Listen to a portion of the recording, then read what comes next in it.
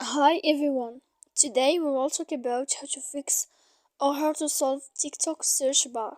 To know how to fix or how to solve TikTok search bar, you should just go to settings like this. You will click.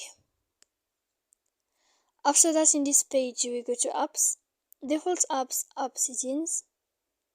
When you will see this list, you will go down to find the application of TikTok and you will enter.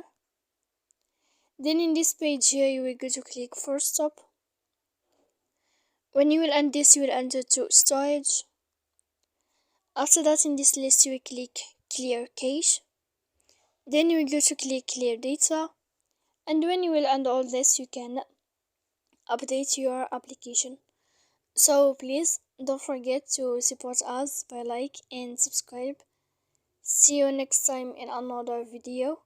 And thank you for your attention.